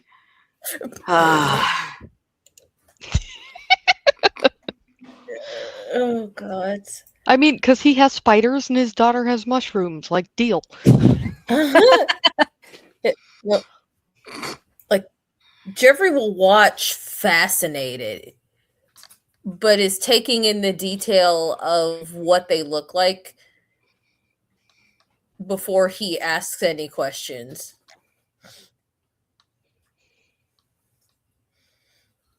Ethan's just looking at the spiders with basically the face I'm making now. Just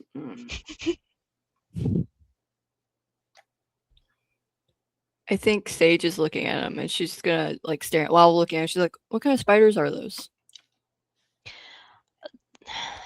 There are a few different species. That one and the one on the end are they are orb weavers.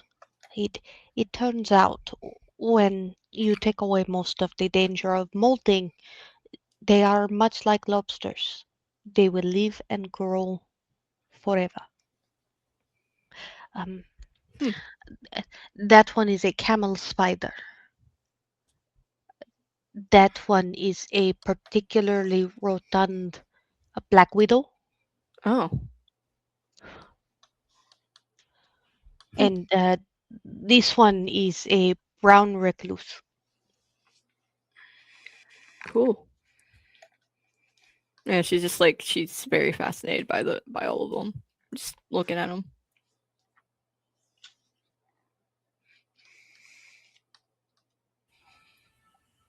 Are they identified as yours by size or their specific marking? It is safe to assume if it is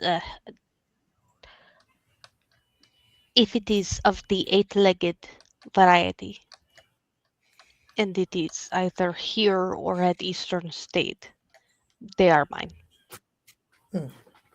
Noted. I will keep that in mind as I move forward.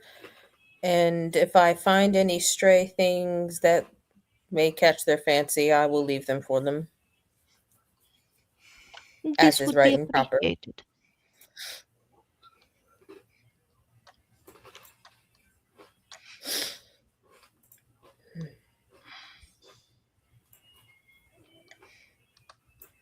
If there is nothing further, I will allow you to go about your business this evening, and your mentors will be in touch.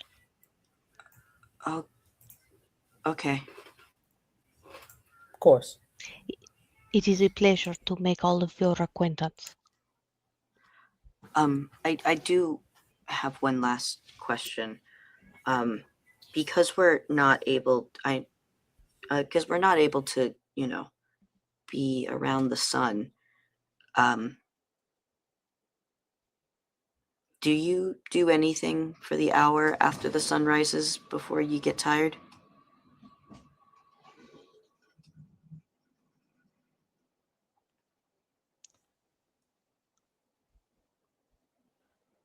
Ah, What? you are an interesting case, Senor Page. What does that mean? Huh? It is not a problem for me. To I awake at sunset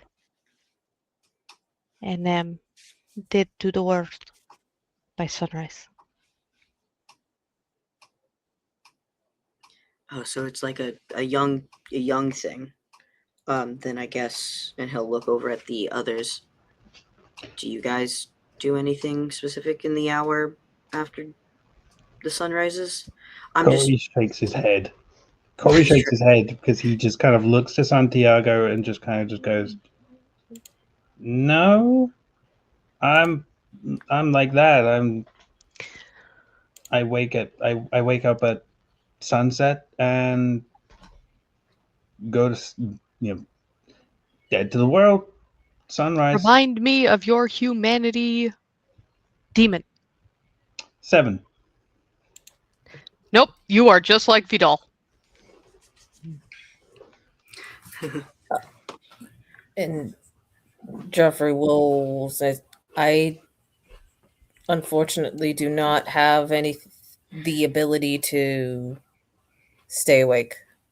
I typically find a nice dark hole to crawl in and sleep when the sun rises and awaken when it sets. Oh, Remind me of your humanity, Wolfgar. 7. Yes, this is exactly so. How about you, Natalie? Remind me of your humanity. I'm also 7. Yeah, so you also do not have this problem. Yeah. Okay, I guess I'll ask my mentors what they do. It simply means that you are closer to what you were than to what we are.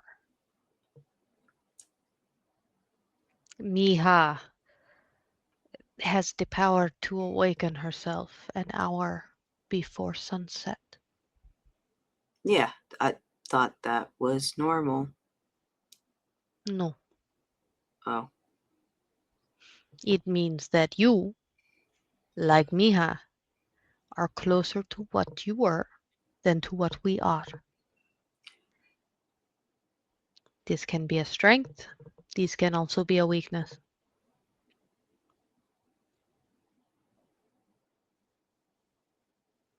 okay.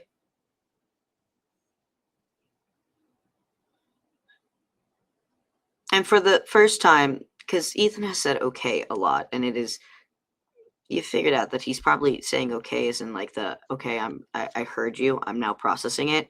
But for the first time that he says okay, you can hear the like panic uh in that simple 2-letter phrase. Like, oh god, I am a weird vampire. Yeah, it's just like, oh, so I'm a freaking different. Oh no. Oh no. Okay, so before we close the session, I'm going to go around opposite of the way that we came in. I'm going to ask for final thoughts. And as part of your final thoughts, I would like to know who you are and where somebody can find you if they are of a mind to. Yippee. So, Mr. Harker, first, Harker's final thoughts, then introduce you yourself. Corey's final thoughts are effectively he's kind of like he's already thinking ahead and just kind of like basically just being like, okay, I've got someone to teach me the ropes now. Cool, great. Now I've got to find somewhere to sleep because in his mind, because he's just like, I know what happens if I'm not far away enough. So I gotta try and like make sure, like, it's like he's trying to he's trying to calculate where he slept before, where he is now, and if that is far away enough. At which point, In then this he needs case, to yes. in which case he probably figures like maybe the best thing is to sleep here tonight if possible, get the car in the morning, well Oh yeah, it's absolutely possible. get the car the next evening. Mhm. As for who I am, Yeah. I am the Wandering Demon. You can find me at the Wandering Demon exclusively on TikTok. He does voiceover work. It is mwah, I fabulous. do indeed. Mr. Wallace, what are Jeffrey's final thoughts? And then will you introduce yourself? I think Jeffrey's final thoughts is um he's worried a little about Mr. Page. However, he is comfortable where he is in that he knows that there are people like him, people who understand his plight rather intimately, and he is grateful that he is going to have someone who may not entirely take his sire's place, but will at least look out for him Mhm. and stuff. And so he is planning to stay here tonight if that offer's on the table. Oh yeah, it is. This is your place now. Yes. But yeah, no, he's just gonna settle in at this point it's like, home. Um, as for me, myself, I am Wolfgar at Reaper Wolfgar on anywhere that it matters. Um, yeah, I just play my little guys and do some cosplay stuff. That's about all I do. Which is also fabulous. Appreciate you. The skit videos, especially. Miss, Mr. Page, what are Ethan's final thoughts for the evening? And then introduce yourself. Yeah. Ethan does get an Uber back to his place. And he's just deep in thought as he watches the skyline. Um, and yeah, as he heads inside, he's just thinking about all the things that were just explained to him. Um, and like he can somewhat process it in a very analytical sense, but the one phrase that he just isn't fully processing or getting was when Sifra said, "You're dead." Um, and so he has been stuck on that since it happened, but now that he's home and it's quiet, he just kind of sits with it for a while, and he's a little confused at why the everyone else that was with him just kind of accepted just how the way things worked. And he's really struggling with the concept of never giving an individual a chance to prove themselves. Um, and he's also really struggling with the concept of people speaking about killing others so freely. It's really hard to wrap his mind around. Um, and he just kind of sits in his chair at his laptop, uh, and he wonders when his roommate's gonna come home, because while he might not be able to talk about this type of stuff with him, despite the fact that both of them are night owls, um, just being able to like chat and hang out and just be normal and not have to worry about that, um, will help him uh, maybe rest easier this evening. And And who are you? I am Nico. I'm Nico. And you can find me anywhere that I want you to find me, with Touch of Goblin. Um, I do stuff. I do stuff. So They do stuff. A lot of it's funny. thanks. I try. And Ms. Nettle, what are Sage's last thoughts and actions for the evening? I think while she's taking all this in, she's looking at the other three and she's thinking about how Senor described, like, this is your coterie, this is the people you're going to be basically spending most of your time with now. And she's intrigued. She hasn't quite got a read on them yet. Jeffrey definitely seems to know the most. Corey seems cool, seems pretty chill. She's very worried about Ethan. He still seems very stuck in like his human ideologies, which, she's still processing herself, so she can't really blame him for that. But I think with her experience, it's very clear that they come from two very different backgrounds, which is not a bad thing, but somehow with given her background, it's a lot easier for her to just kind of be like, oh, this happened. Okay, I guess we'll have to figure this out now. I think she's also gonna take an Uber home back to her apartment, and she'll go back in, get settled, look at some old photos. Excuse me.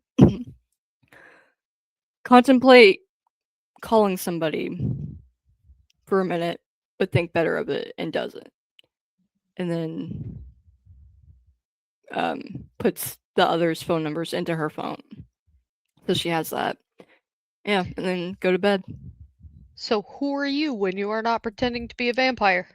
I am Natalie, aka Firestorm Rebel, like on the screen here. I'm on TikTok, and then I'm also on the Instagrams. I do cosplay for like different shows and movies and my own OCs. That's firestorm.rebel, so it's spelled a little bit different on there. But yeah. Effing fabulous. And I am your fearless storyteller. Good day. I go by Gede, GHEDEFX, on Discord and on TikTok. I do have the underscore in my name. On the Tube of You and Where the Skies Are Blue, it is just Gede effects all smashed together. I do makeup content, cosplay content, insanity based content. You name it, I've probably done it. And this is where we will wrap the very first coterie session of Sireless behavior on Philly by Night. As always, just because we play monsters on TV does not mean we cannot be the light in somebody else's world.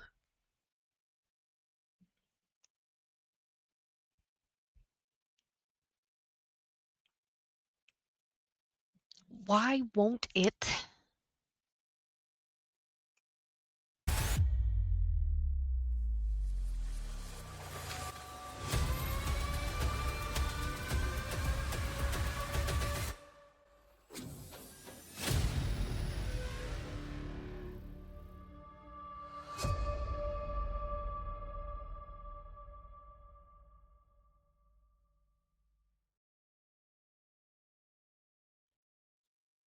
And we're out ski.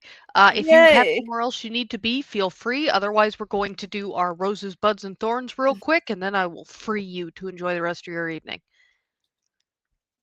Okie doke. So there is this thing we like to do here. It's called roses, buds, and thorns.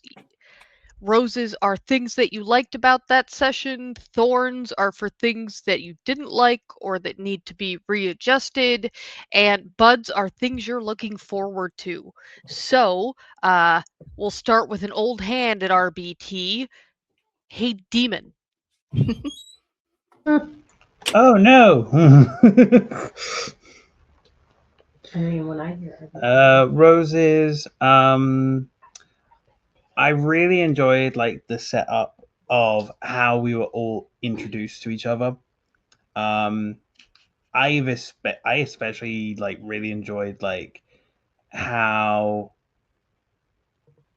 I really enjoyed like seeing old characters resurface like Sifra and Rowan and just kind of like getting to interact with them from a different